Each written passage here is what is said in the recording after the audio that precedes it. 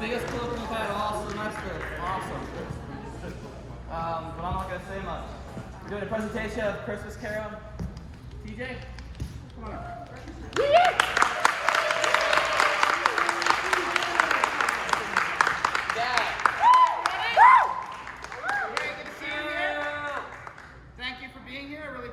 I'm TJ Jacobs. I'm a senior theater major with all the concentrations. And I'm the president and founder of RU Puppet Artists, aka RUPA. And to kind of put things in perspective, around this time last year, we were just on Zoom playing with paper. Well, here we are, still pretty much playing with paper and various other trash items to turn them into things that you'll be seeing this evening. We've been working on this since about last year when we developed the script, adapting it from the original text of A Christmas Carol by Charles Dickens in 1843. And then I casted a voice cast, we recorded it all, and then we got an original sound score created by Mike Landolfi and Craig Storm. Yes, and it's very wonderful. You'll be hearing that. It's what we'll be performing to. And I've been training puppeteers, and we've been building all sorts of things, and I think it's a pretty cool thing that we get to do. So I'm very thankful to be using the space, and thankful to have Bob Thorpe on lights this evening. And very thankful to have thankful to all the puppeteers and our puppet wranglers back there. Puppet wrangler is an actual job title, by the way, fun fact. Yeah, so without further ado, I think I'll hand it over to A Christmas Carol. Thank you.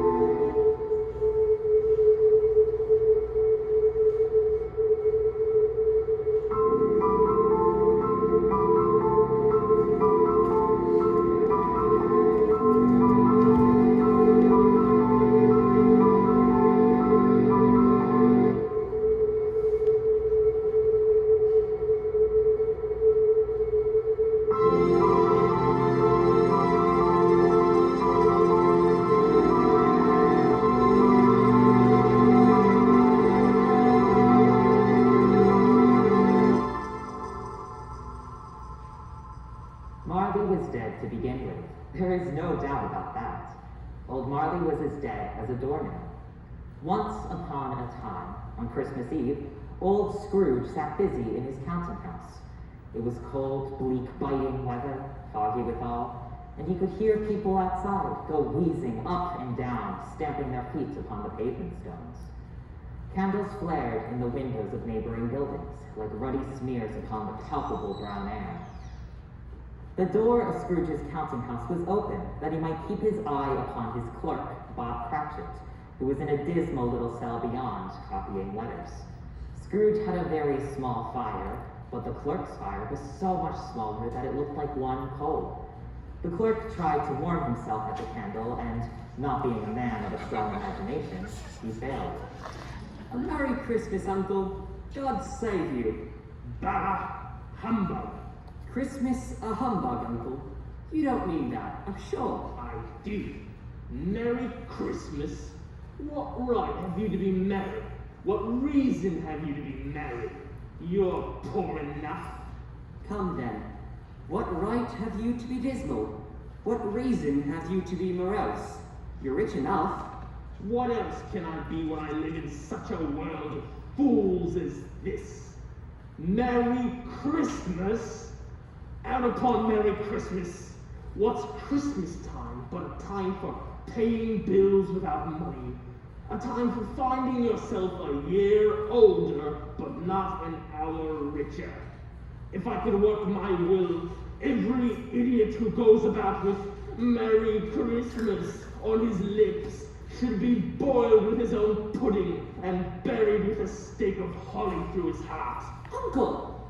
Nephew, keep Christmas in your own way and let me keep it in mine. Keep it, but you don't keep it. Leave it alone then. Much good it may do you. Much good it has ever done you. There are a great deal of good things that I did not profit from, Christmas among the rest. And therefore, uncle, though it has never put a scrap of gold or silver in my pocket, I believe that it has done me good, and will do me good. And I say, God bless it. Let me hear another sound from you, and you'll keep your Christmas by losing your situation. Don't be angry, uncle. Come, dine with us tomorrow. Good afternoon. I am sorry, with all my heart, to find you so resolute. But I'll keep my Christmas humor to the last. So a Merry Christmas, Uncle. Good afternoon. And a Happy New Year. Good afternoon.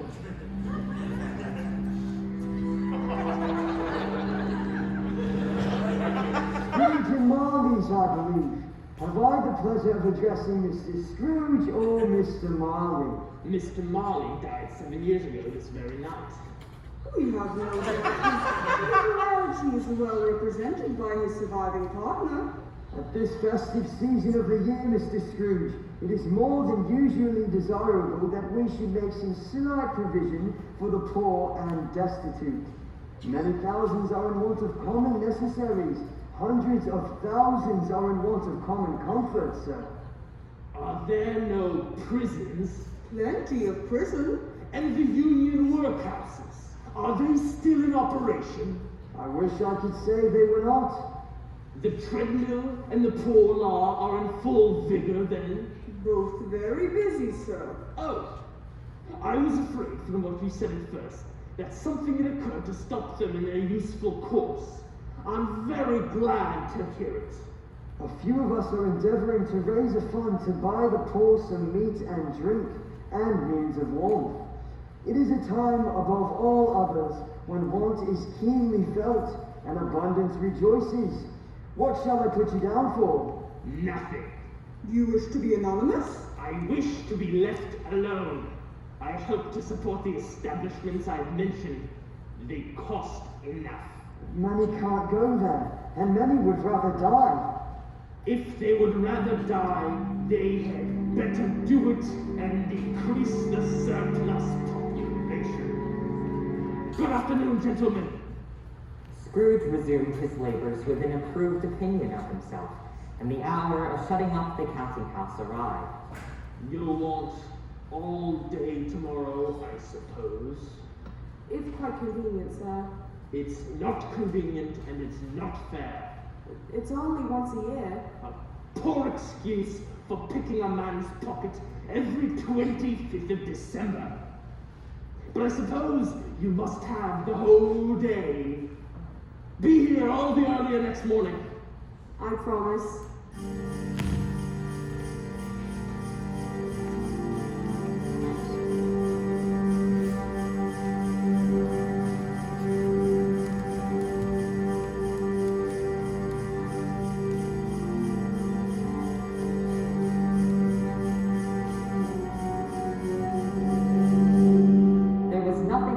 Particular about the knocker on the door of Scrooge's cavernous manor, except that it was very large.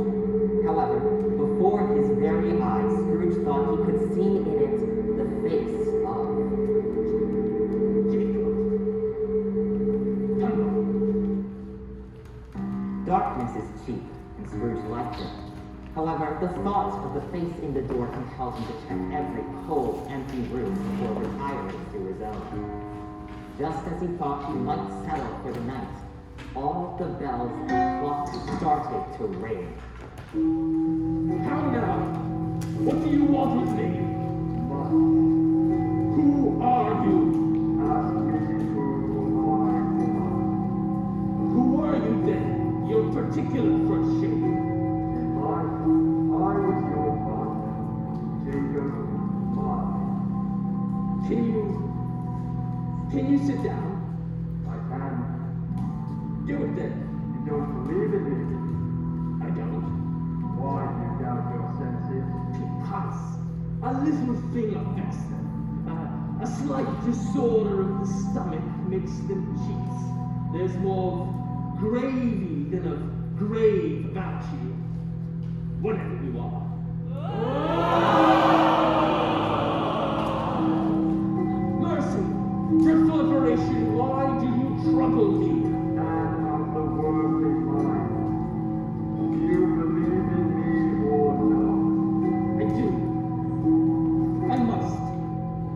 You are fettered? Tell me why. I wear the chain I forged in life. I made link by link and yard by yard. I girded it, one of my own free will. Would you know the weight and length of the ponderous chain you bear? Speak comfort to me, Jacob. I have none to give. But you are always a good man of business. Business? Mankind was my business. The common welfare was my business. Charity, mercy, forbearance, and benevolence. The dealings of my trade were but a drop of water in the comprehensive ocean of my business. Hear me, my time is nearly gone. I will, but don't be hard upon me. You have yet a chance to escape my fate. You were always a good friend to me, Jacob. You will be haunted by 3 spirits. Expect the first one tomorrow when the bell tolls 1. Remember what has passed between us. Humbug.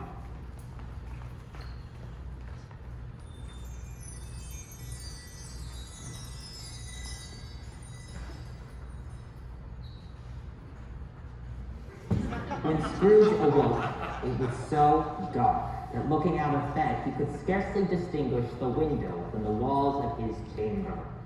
He was endeavoring to pierce the darkness when the chimes struck. 12?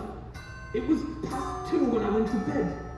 An icicle must have got into the works. 12? Why, it is impossible that I can have slept through a whole day. Scrooge recollected the warning from Jacob and resolved to lie awake until the hour was past. A quarter past. Half past. A quarter to it. The hour itself, and nothing else. He spoke before the final bell sounded, which it did now, with a deep, dull, hollow, melancholy whine. Scrooge found himself face to face with the unearthly visitor.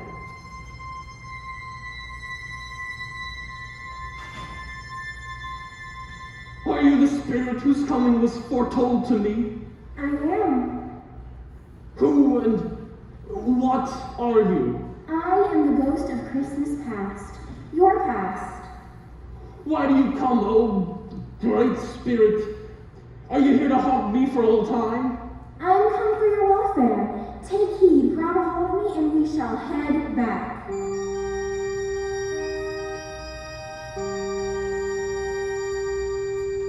As the words were spoken, they passed through the wall. The city had entirely vanished.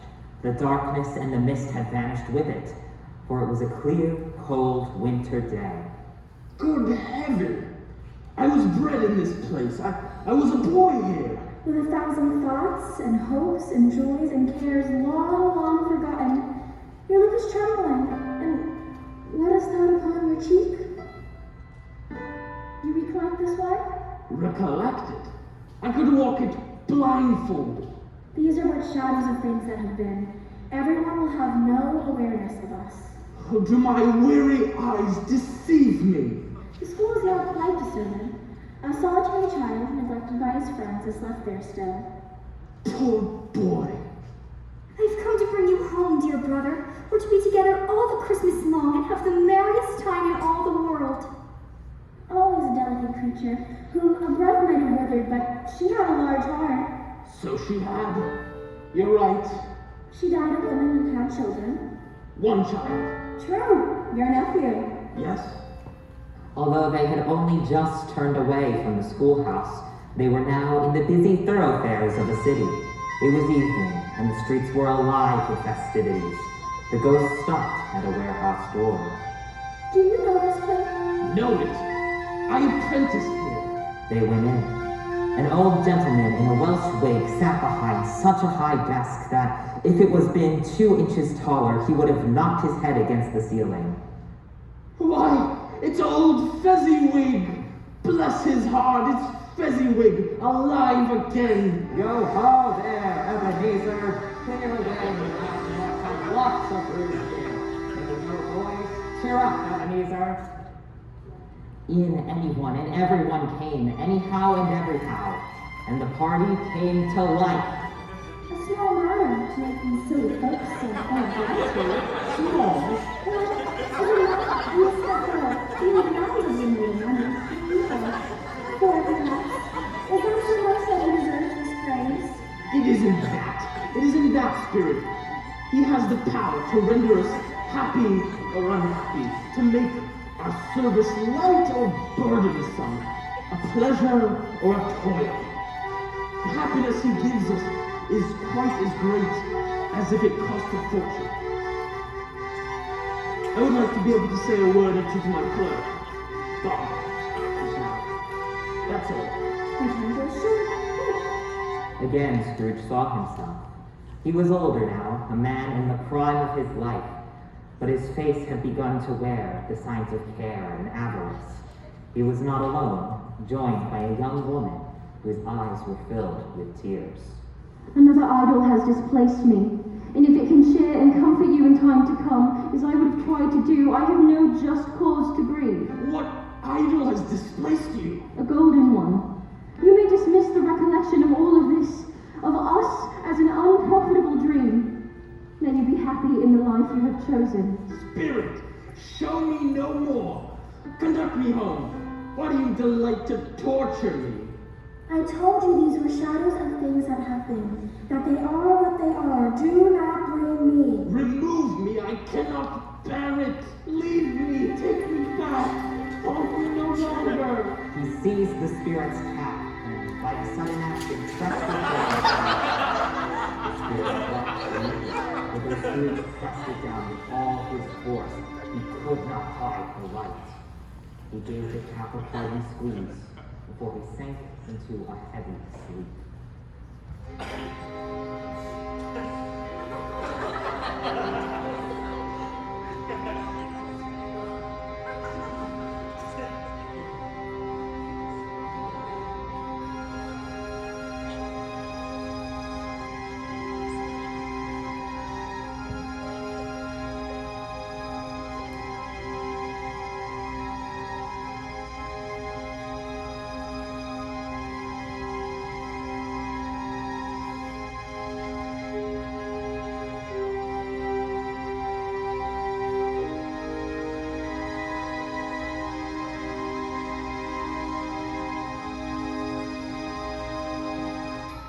Suddenly, a stream of light, brighter than the sun, had come from around Scrooge's door. Intrigued by the bright lights, Scrooge approached. Ebenezer Scrooge. He reached for the door. Come in, and know me better, man. I am the ghost of Christmas present. Look upon me. You have never seen the like of me before. Never. Spirit, conduct me where you will. I went forth last night on compulsion, and I learned a lesson which is working now. Tonight, if you have aught to teach me, let me profit from it. Touch my robe. The room vanished instantly, defying the ruddy glow, the hour of night, and they stood in the streets on Christmas morning. Is there a peculiar flavor in what you sprinkle from your torch? There is my own. Would it apply to any kind of dinner on this day? To any kindly given, to a poor one most. Why to a poor one most? Because they need it most. Spirit, I wonder why you, of all the beings in the many worlds about us, should desire to cramp these people's opportunities of innocent enjoyment. There are some upon this earth of yours who may claim to know us, and who do their deeds of passion, pride, ill will, hatred, envy, bigotry, and selfishness in our name. They are as strange to us and all our kin. Remember that and charge their doings on themselves, not us. Scrooge grabbed the spirit's robe once again and was transported to a home he could not recognize. Scrooge leaned in to look within the window. And how did little Tim behave? As good as gold and better. Somehow he gets thoughtful, sitting by himself so much, and thinking the strangest things you ever heard. He told me coming home. Well, perhaps you tell your mother, son. That I help the people's soulmates in the church, because it might be pleasant for them to remember, upon Christmas Day, he made lame beggars walk and blind men see. And Merry Christmas to us all, my dears. God bless us. Merry Christmas! Everyone. Spirit, tell me if Tiny Tim will live. I see a vacant seat in the poor chimney corner, and a crutch without an owner, carefully preserved.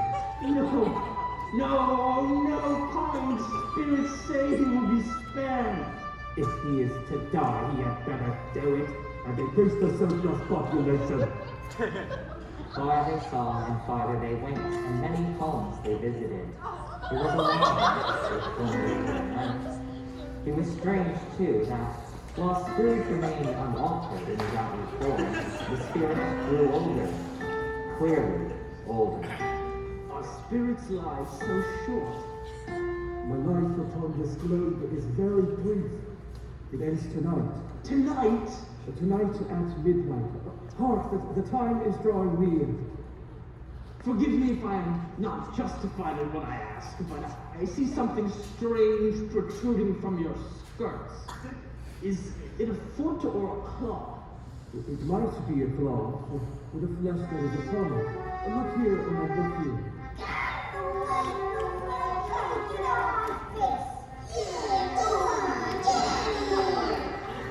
Spirit, are they yours? They are mad, and they praise me. This boy is Digby. This girl is what? Beware them both. And most of all, beware this boy. For on his brow I see not written which is due, unless the writing be erased. Deny it. Have they no refuge or resource? Are there no presents? Are there no door?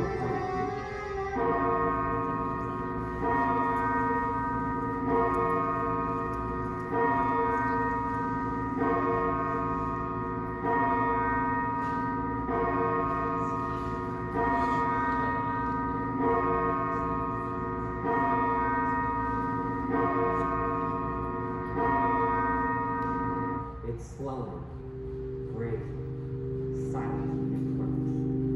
When it came near him, Scrooge bent down upon his knee, for the very air through which the spirit moved seemed to scatter gloom and misery. I am in the presence of the ghost of Christmas yet to come. The spirit only pointed onward with its hand. You are about to show me shadows of the things that have not happened but will happen in the time before us. Is this so, Spirit? Ghost of the future, I fear you more than any specter I've seen, but as I know your purpose is to do me good, and as I hope to live to be another man from what I was, I am prepared to bear you company and do it with a thankful heart. Will you not speak to me? Lead on, Spirit. The night is waning fast. Lead on. Scrooge followed in the shadow of its dress, which bore him up and carried him along. The city seemed to spring up around them and encompass them with its own act. The spirit stopped beside one little knot of business persons.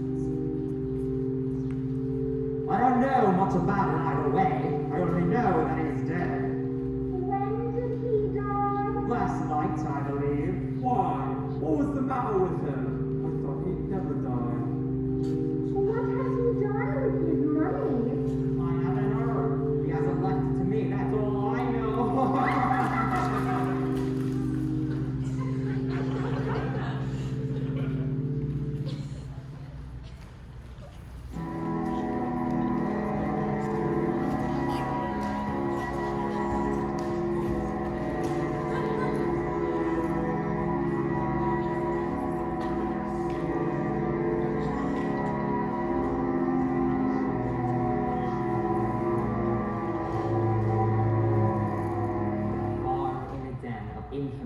sort, where Scrooge never dared venture.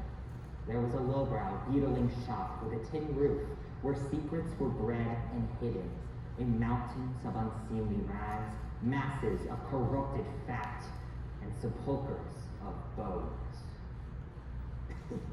You couldn't have come to a better place. Come into the parlor. And are suitable to our calling, we'll all wear masks. Come into the parlor. Come into the parlor. What odds then? What odds? Every person has a right to take care of themselves.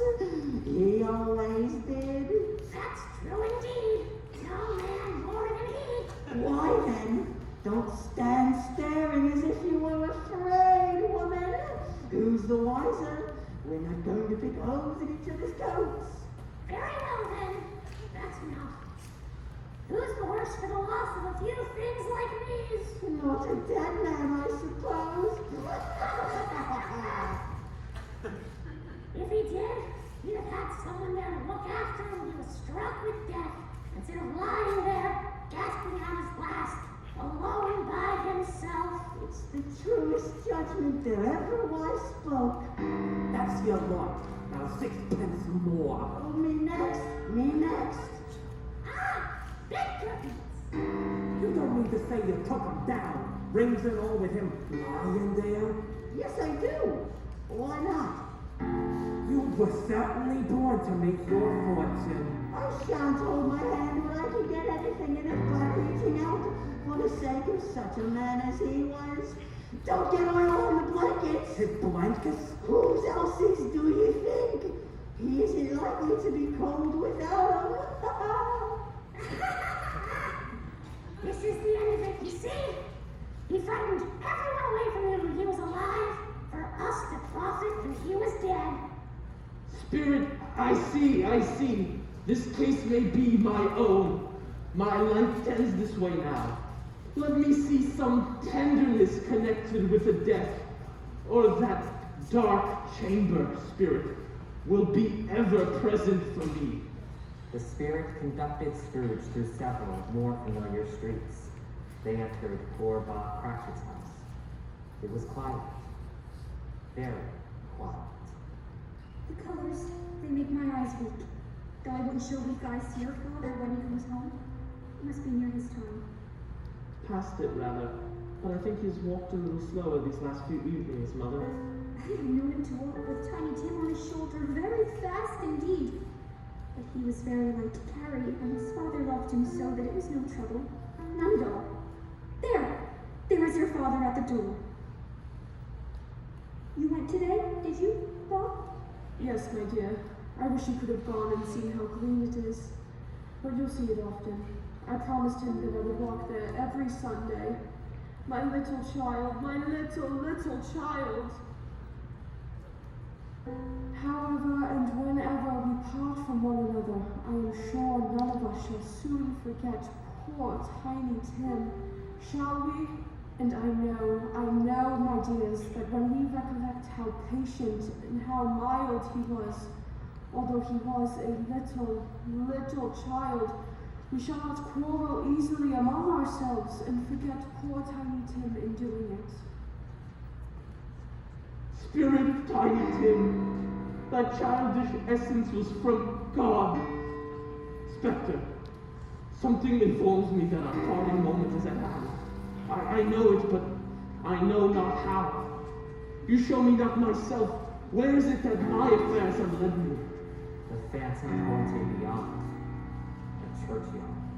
It was a lonely place for wretched men, walled in by houses, overrun by grass and weeds, the growth of the vegetation's death choked with too much burying. The spirit stood among the graves and pointed down to one. Before I draw nearer to that stone to which you point, answer me one question.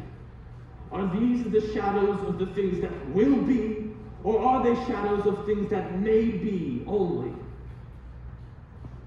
Say it thus with what you show me. The spirit was not moved. Scrooge crept towards the grave, trembling in terror. He read the name upon the stone. Ebenezer Scrooge.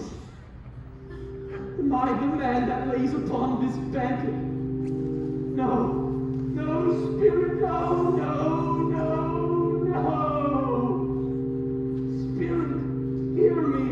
I am not the man that I was. I will not be the man I must have been to arrive upon this course. Why show me this if I am past all hope? Good Spirit, assure me that I yet may change these shadows you have shown me by an altered life. Oh, tell me that I may sponge away the writing on this stone. In his agony, he caught the spectral hand. It sought to free itself, but he held strong, detaining it. The spirit struggled holding up his hand in a last prayer to have his face reversed. Operation, and the phantom's total grasp. It shrunk, collapsed, and dwindled down to a handful.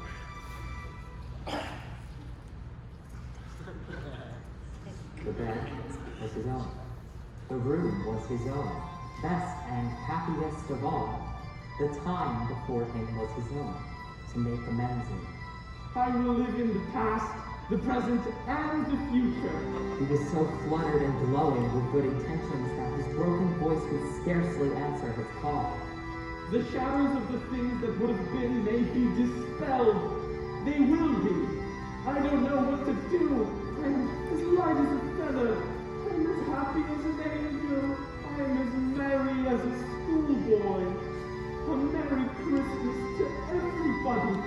A Happy New Year to all of the world. Hello there. Hello. Ha ha. Scrooge laughed.